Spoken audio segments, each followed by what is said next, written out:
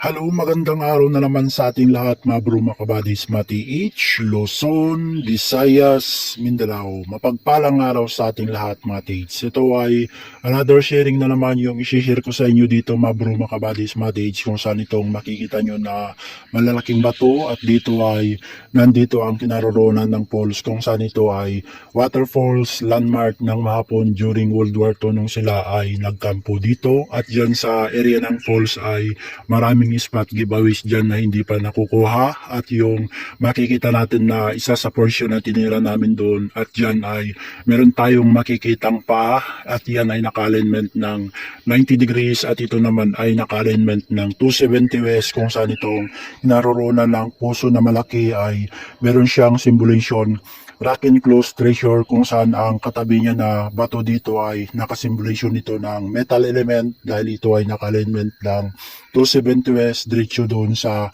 area na yon ay meron tayong tatamaang malaking puno dyan at nandyan na yung malaking bato na meron siyang mata at X symbol at dyan yung isang spot na tinira ko, another yung spot na ongoing operation na tinitira ko ay nandun sa bato na benchmark fulcrum point ko doon na ang spot na tinira ko doon ay naka-alignment ng 45 northeast na kung saan ang area dito ay another sharing na naman sa inyo dito Matage kung saan itong makikita nyo na mismong inagusan ng tubig ay ito yung malaking bato na hugis puso na meron siyang symbolization rock enclosed at yung pinakagitna niya ay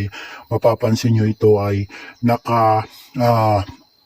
cover yan sa area sa gitna kung saan ay man-made cover lamang yan kung saan ang coordinate nito Matage ay naka-alignment ito ng 360 north ang coordinate niya meron tayong makikitang animal sign marker at naka-symbolization fire element na kung saan ang animal sign marker na yun ay meron siyang mata at ang arrow niya ay nakapoint dito na may layo siya mula doon 5 feet patungo dito sa north alignment kung saan ito ay rock enclosed treasure na kung saan ang symbolization rock enclosed na sumisimbolo dito Matage na legit na inukit ng mga pon. Ito yung makikita natin na nakasimbolization na C at ang gitna niya ay perfect dot at yung dot na ito Matage ang tinutukoy na spot deposit mula dito patungo dito sa portion na ito at ang counter sign niya Matage ay ito yung makikita natin na counter sign niya na nakasimbolization C na meron din siyang dot dito at ang tinutukoy Matage ay nandito sa portion na ito kung saan ay meron ding hole dito pagdating dito sa kanyang baba Matage ay ito ang makikita natin na naka-triangulation dot. Ito yung Matage or hole. Isa, dalawa, at ito C. At ito sa gitna ay dot. Isa, dalawa, tatlo. At ang pinakagitna pa ay dot. Plus ito ang makikita natin Matage na maliit na porting C na meron siyang isang dot na maliit. Ibig sabihin, ito ang simulation rock enclosed treasure kung saan itong portion na ito ay nandito sa area ng tinutukoy niya na man-made cover lamang ito kung saan ito ay nandito sa loob yung spot item kung saan ang pinaka-legit na sign marker ng rock enclosed ay ito Matage kung saan ang animal sign marker na nandito sa south alignment ay ito yung makikita natin na animal sign marker na yung mata niya nandun at yung isang mata niya ay nandito at yung arrow niya ay nakapoint dito sa portion na ito Matage kung saan ito ay mismong hinagusan ng tubig ito kaya eksakto rin sa water element kung saan ang 90 degrees ay dyan ang portion na 90 degrees kung saan yung paa doon at ang coordinate niya sa 270 west ay ito naman ang nakasimbolation C, ibig sabihin metal element at ito ay naka-alignment ng 270 west. Another ang spot para isa Matage dahil ito ay magiging north 15 dahil ito yung kanyang arrowhead nakapoint siya sa 195 south meron tayong tatamaang rock enclosed treasure dyan kung saan ay makikita nyo yung bato na yun ay man-made lamang na pabilog na bato na yan ay man-made Matage na ginawa ng mga pon kaya ang spot niya ay nasa loob or nasa under niya matage. At ito ang kunin natin na alignment sa North 15 mula dito 10 feet patungo doon at puntahan natin kung ano ang pinapaiwatig nito sa portion na ito, kung saan itong makikita natin na nandito sa mismong binabagsakan ng tubig.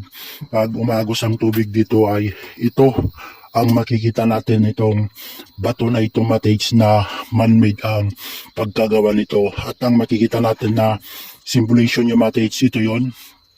naka-courting C dito na meron siyang hole dito, plus dito matage ay meron siyang courting C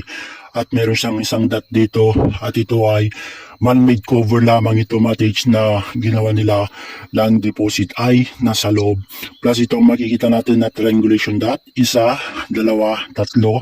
Pagdating dito matage, itong makikita natin kulay puti na napakain dito sa ginawa nilang man-made matage. At ang makikita natin ngayon matage mula doon sa North 15 na hugis puso, meron siyang mata matage na nakatingin dito, na kung saan mula doon may layo siya yung kanyang arrowhead at mata mula doon sa North 15 patungo ng 195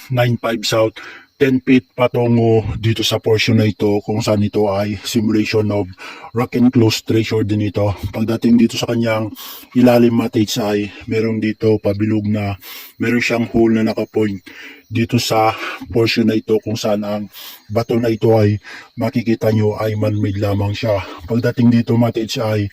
nakawul na siya dito, at ito ang makikita natin na counter sign dito matage. Ito yung makikita natin na ulo din ito ng hayop na meron siyang mata, isa, dalawa, at yun ang bunga niya na nakatingin dito sa portion na ito, kung saan ang counter sign niya ay ito ang makikita natin na counter sign niya dito matage, na makikita natin ito ay arrowway, na kung saan itong arrowway na ito ay nakaturo dito sa kinaroroonan ng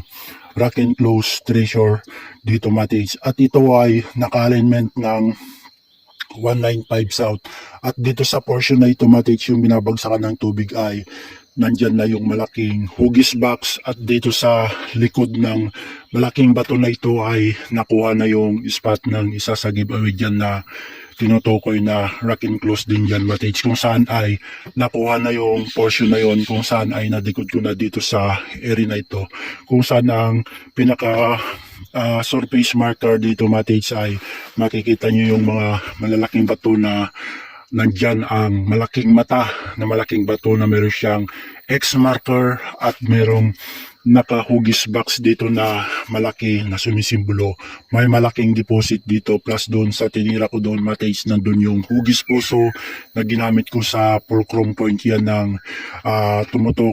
tumutukoy sa directional alignment ng spot. At nandun din yung Mount Fuji na ang spot niya ay nasa kanyang beside. At dito nga matage ay napakaganda itong aming site area, kung saan ay makikita nyo itong portion na ito ay dyan lamang ang falls, kung saan ay nagmula sa taas ang tubig na bumabagsak dito sa falls. At doon sa area ay nadikod ko na rin yung ibang spot doon, kung saan ay tuloy pa rin ang remapping exploration ko dito para makita lahat kung ano ang mga ginawa nila ng side marker na papaiwatig nga na may nakatago deposit dito na hindi pa lahat nakukuha matage. At yung nandyan sa portion na yan ay may spot pa dyan matage, kung saan nga itong pinaka-legit na dalawang rock enclosed ay nandun yung isa naka North 15, at ito naman ay naka 195 South, at yung animal sign marker na yun naka south alignment, at yun naman ay naka north alignment, eksakto sa water element matage, dahil ang pinaka legit na sign marker matage ng rock enclosed treasure ay ito yung makikita natin na simulation of rock enclosed treasure na courting C, at yung dot na sa gitna, ibig sabihin positive yan na rock enclosed, dahil meron siyang counter sign doon na simulation rock enclosed, at malit na C na may dot, simulation din ng rock enclosed na triangulation hole, at C ay dito ang mismong tinutukoy, kung saan ito ay man-made cover lamang matage. At sa lahat din ng mga tips natin dyan, more tiyaga lang sa ating lahat. Nawa, lahat tayo ay magtagumpay na magkaroon ng blessing na ibibigay sa atin ng ating amang lumikhang habay hawa. At sa lahat ng mga tips ay ingat lang tayo palagi sa ating mga exploration. At sa mga may side project niya ay ingat lang palagi mga tips sa pagdiging sa loob ng butas. More tiyaga lang, abalayam, and King Sarashai, guide and bless sa ating lahat, Matage. Yada, more power to all, Katage.